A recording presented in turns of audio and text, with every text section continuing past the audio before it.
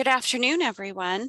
Thank you for coming to the Arts Council's webinar on the Capital Arts Program. I see a bunch of you are joining.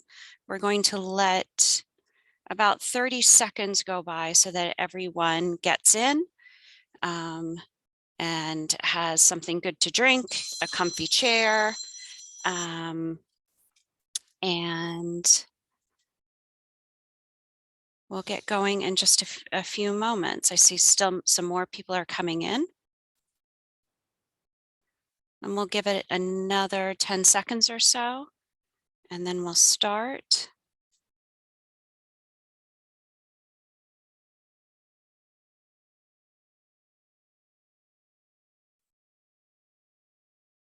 All right, Diane, just participation is slowing a little bit, so I'm going to give it another 5 seconds or so, and then we'll officially begin the webinar.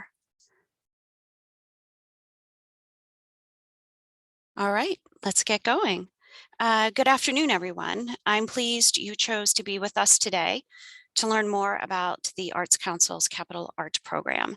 I'm Tammy Herman, Director of Grants and Strategies, and together with my colleague Diane Felsen, Program Officer for Crafts, Multidisciplinary and Visual Arts Organizations, we are pleased to provide you with an in-depth overview of the Arts Council's newest grant opportunity. Should you have any questions as Diane and I move through the information to help you prepare for the application, please enter your questions in the Q&A function.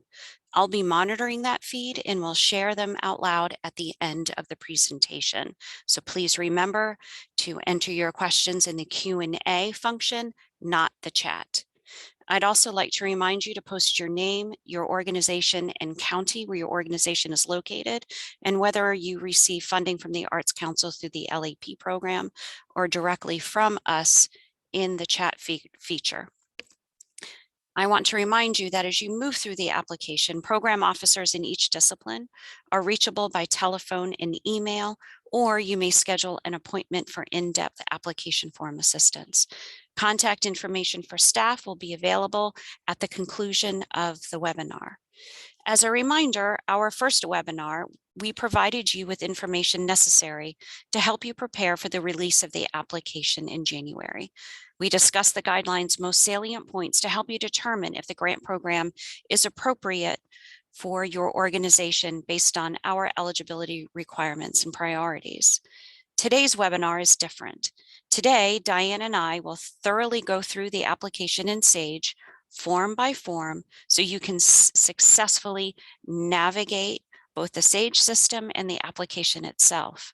Before we dive into that detail, I'd like to take a few moments to provide you with a brief history of the Council and its role as the state's largest arts funder.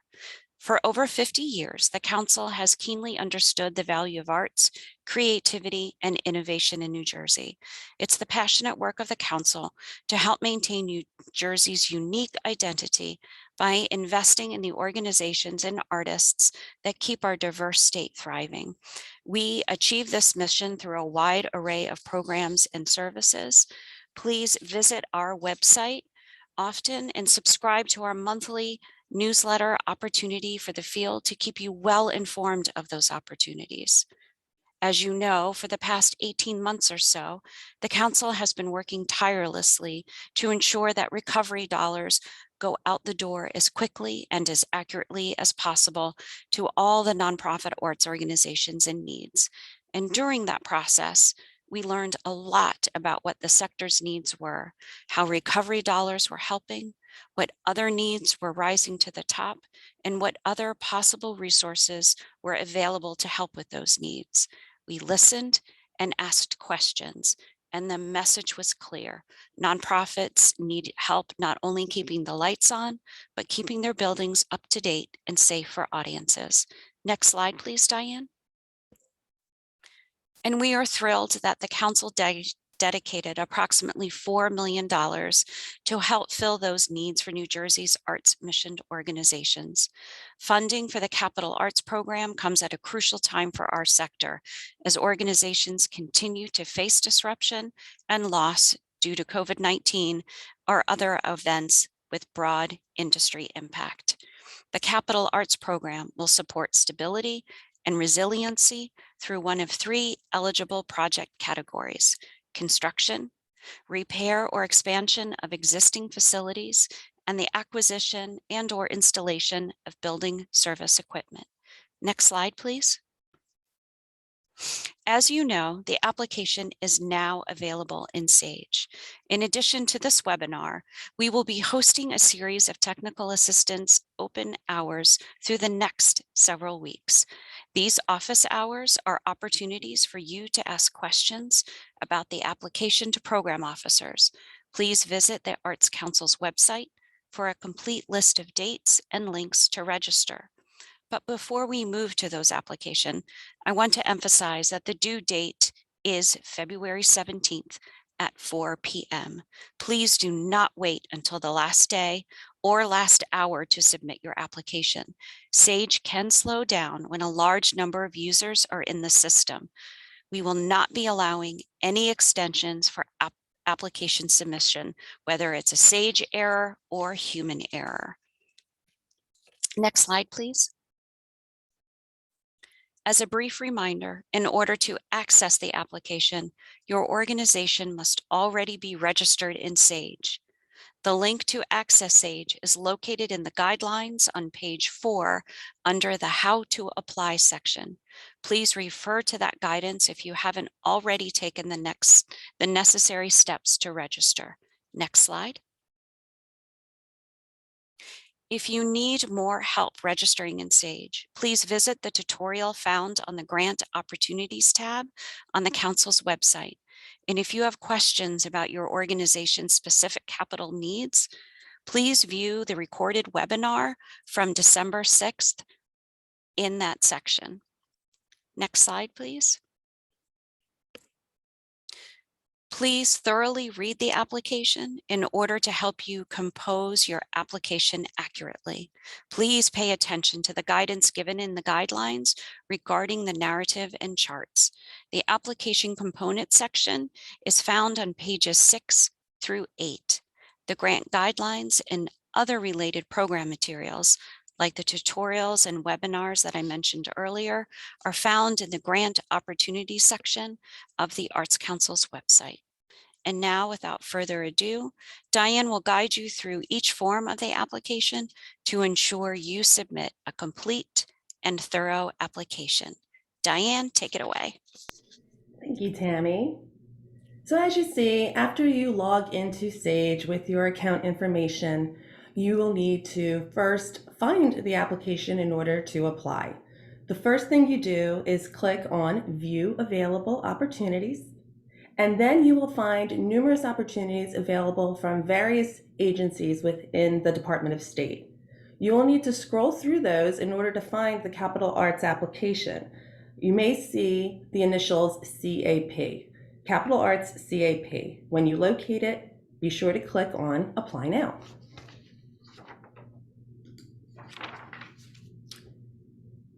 When you begin your application, the first page you're going to see is this page, the organization page. This is your organizational profile that you created when you created your Sage account.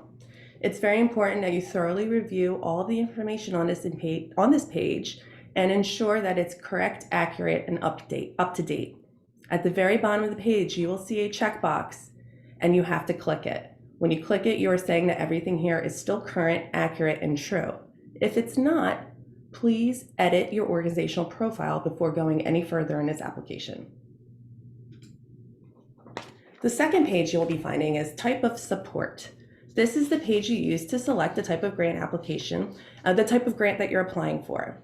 For this instance, luckily, there's only one option, and it's Capital Arts Program Support. You have to click the radio button and then click Save and Next to proceed to the next form.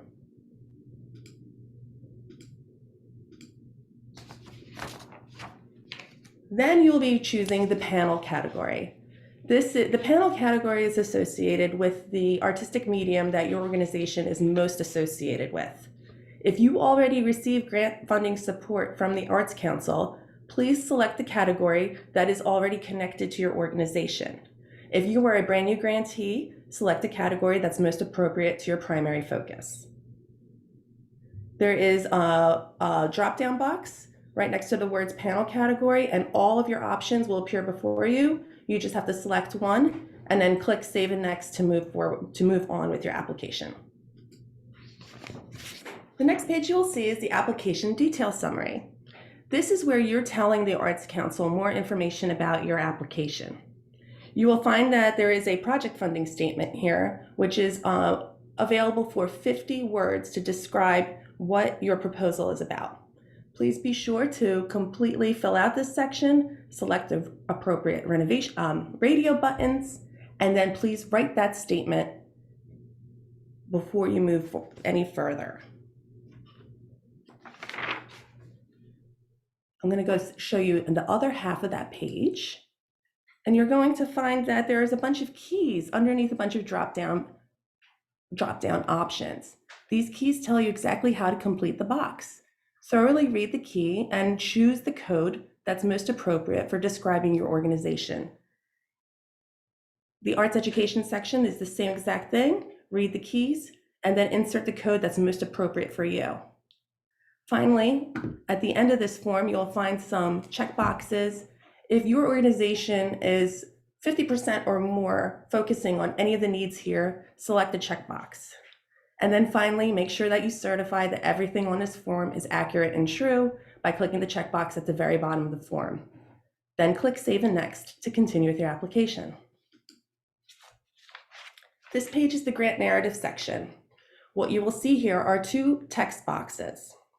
You're advised to work on your narrative in a separate program like Microsoft Word, complete your narrative, and then copy and paste it into these text boxes. You will also notice that your grant narrative questions are not in this section. The grant narrative questions are included in the guidelines for this grant, which you'll find in the grant opportunities section of the Arts Council's website. The questions are included in the application components section of those guidelines, which you'll find on pages 6 through 8. Make sure that you answer each of those questions. Do not leave any section blank.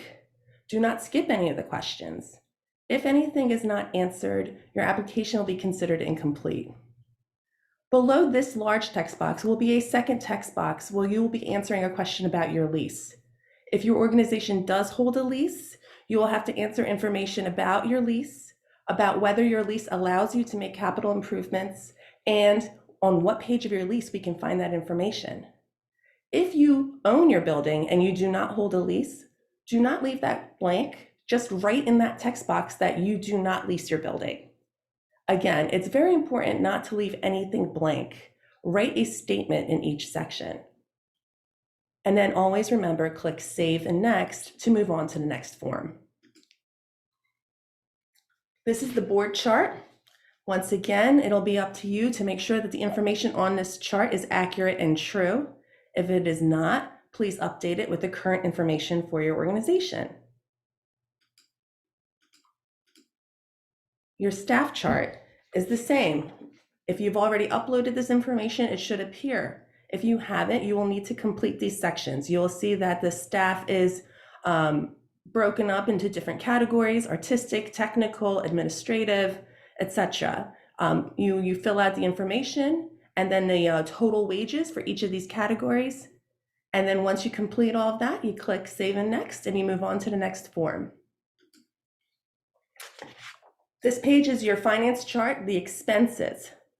The first finance charts you're going to encounter is your budget for your entire organization.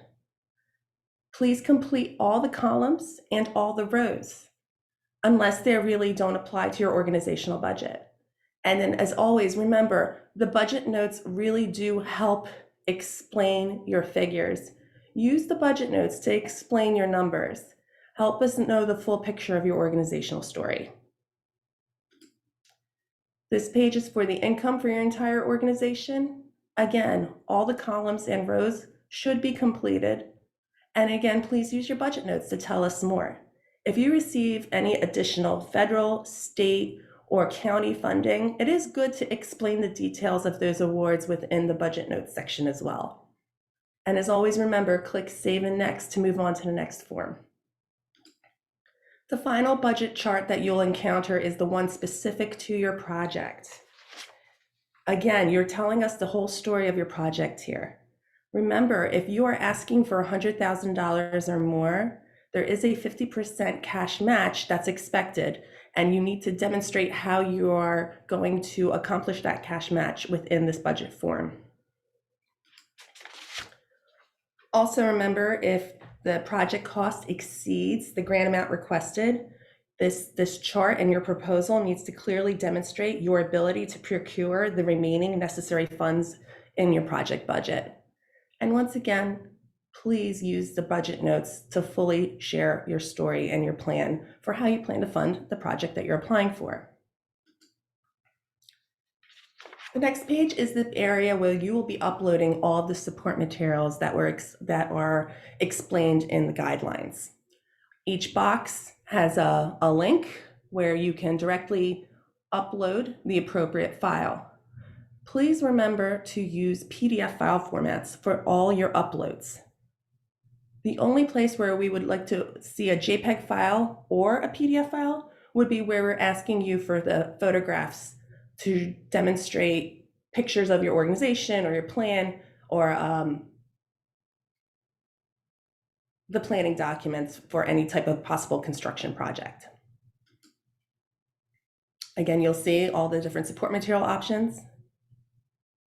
And you'll see that there is an extra area here of 3 optional support material uploads if you'd like to give any additional information or documentation. After you upload everything, click Save and Next, and then you are going to be going to the application certification section of Sage. This is very important that you fill out all of these boxes: authorized official, the title, the authorized board member, their title, and again, clicking the checkbox saying that you accept and agree. And once again, you click Save and Next to save all this information and move on. Here you are going to see that you're at the end of your application. You'll be reading some submission instructions. Read them thoroughly. Take a look and use this opportunity to perhaps check your work. And again, remember to click that checkbox and always remember to save.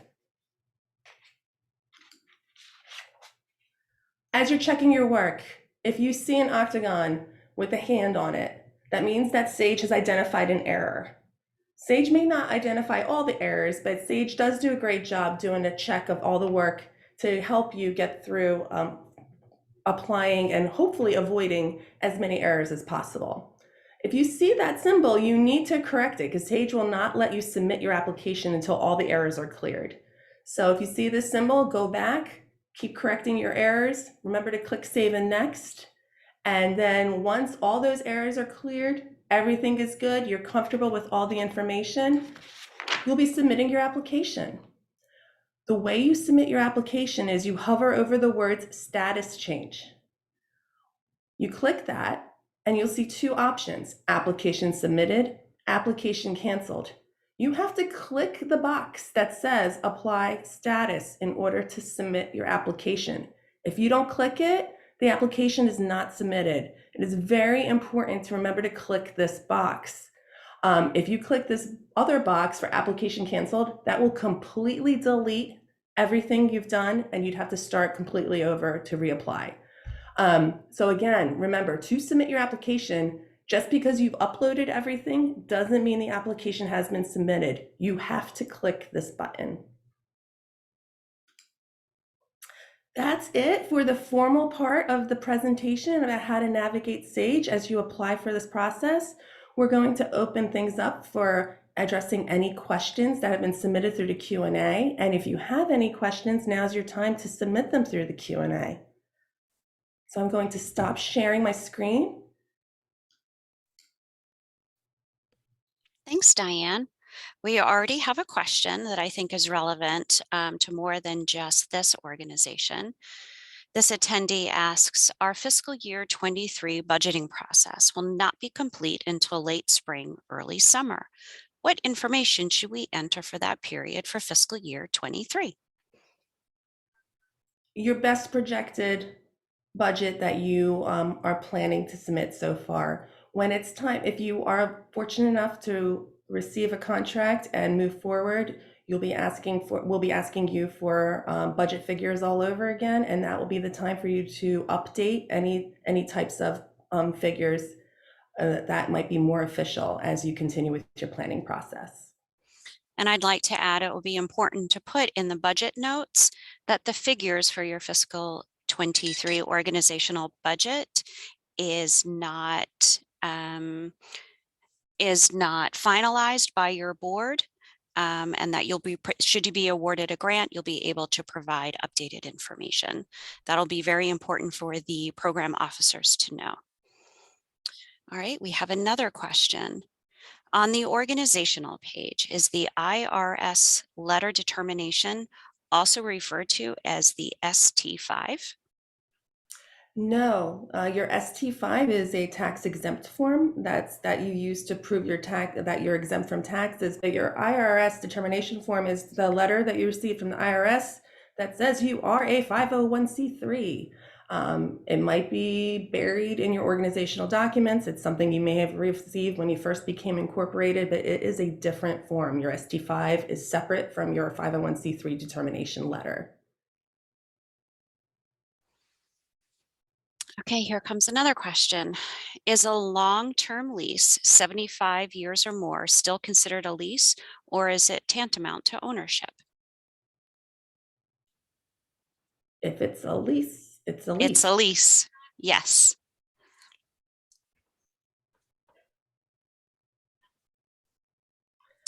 There's no other questions at this moment.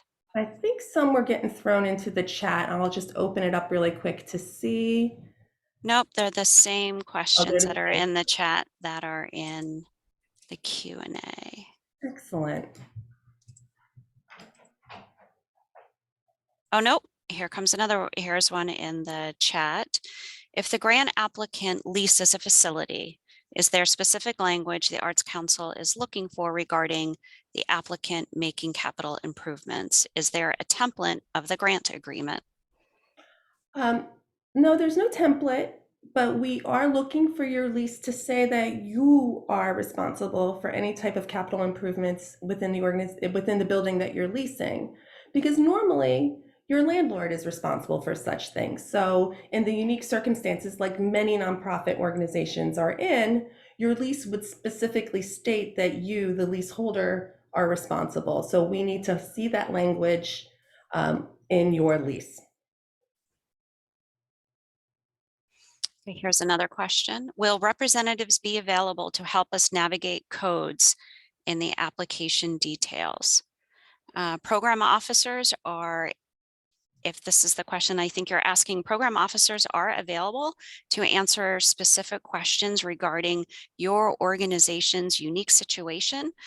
So please feel free to give them a call or email them regarding that question.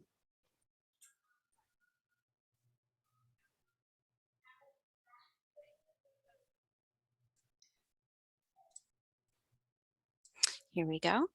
What is the difference between maintenance and repairs? I think the first is not allowed, but the second is okay. Yes, you are right. This grant, these grant funds are not applicable to maintenance. Maintenance, but they are for repairs. So please look carefully at the guidelines to make sure the project that you are considering is eligible among them.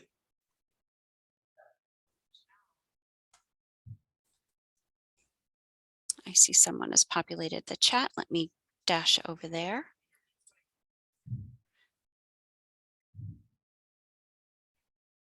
We hear from a participant that her current questions were answered in the webinar. Thank you very much for this opportunity. Thank you. And we do have a request to please explain the lottery process. Excellent. So the lottery process has been designed in order for a specific need not to be judged. So applications, once they're submitted, will be reviewed for eligibility and completion. If you are deemed fully eligible and your application is fully complete, you will move on to the lottery process. The lottery process will be all the eligible applications will be assigned a number via a random number generator, and then the awards will be assigned in numerical order until we run out of money. Thanks, Diane. We have another question. Hello, we are hoping to replace rundown and outdated seats in our leased movie theater. Would this qualify as a repair under this grant opportunity? No, you're not. If you're replacing seats, you're purchasing new equipment that you need for your theater to operate. So it would be considered purchasing equipment, not a repair. If you're just reupholstering, that would be a different story. So you'd have to be very specific about describing that you're completely replacing a seat with a different seat versus, you know, fixing a cushion. Okay, here's the next question. Are only projects taking place in existing facilities eligible, or will projects associated with new construction be eligible as well? New construction is one of the eligible categories. If you'd like to reach out to the program officer appropriate to your organization to talk more specifically to just ensure that you truly qualify, that's always welcome. All right, we're getting a bunch of questions now. Folks Great. are being engaged. If the building is owned by a public entity and leased, does the applicant have to abide by various state laws, local public contract law, prevailing wages, public bidding, etc.? We, as the Arts Council, are not placing any of those types of requirements, but it wouldn't hurt to have a conversation with your landlord, and just to see if there might be some expectations on that end. But we, as the council, are not placing any of those requirements. There's another question. Do capital improvements, must capital improvements be ADA compliant? Well, that would, I think, be dependent on whatever rules and regulations your municipality may have for construction projects. When you're going through the permitting process, things like that, you have to comply with whatever rules and regulations are in place in order to participate in doing projects like this within your municipality. So that would be a question for them. And then also remember to pay attention to the final report section in the guidelines, in which we talk about, in order to successfully complete this project, you must have either your code inspector and or the architect sign off on the project that it has been complete and is safe and sound for the audiences and guests who are going to enter your space. Here's a question relating to the lottery process. Under the lottery process as described, will there be any monetary consideration to each project? I think what they're asking is whether or not the grant funds that the applicant is asking for will be awarded, and the answer is yes. The Arts Council intends to fully award the project request for your project as long as it is eligible and the application is complete. Here's another question. Is replacing carpet fall under the same as those as replacing seats?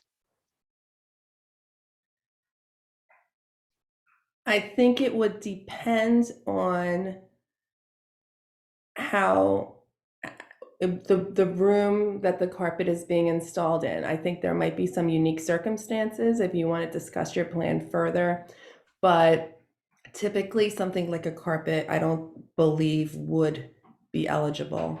Again, though, it's always good to contact your program officer to talk about the specifics of what you're trying to do, and they can definitely guide you through through what would work and what wouldn't work. There doesn't seem to be any additional questions. And please remember that the guidelines have been incredibly thorough and they're still available on the Arts Council's website as a PDF document in English and in Spanish. And we really try to be as thorough as possible with explaining what this grant will fund and what it cannot fund. There's also an FAQ document that goes into even more detail, explaining some components that we've been getting questions about. Please be sure to review that. That may help answer some more specific questions that many of you will be having as you begin this process. And remember that we're here to help you.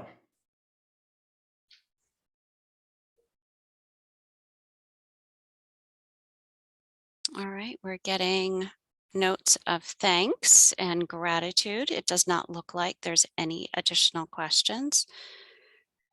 So please, I want to lift up again that we'll be offering a host of office hours in the next coming weeks through the beginning of February. And please stop in and ask your questions to Diane and myself, and feel free to give your program officer a call. And if there's no more questions, we thank you for spending the past half hour or so with us, and we look forward to working with you in this exciting funding opportunity.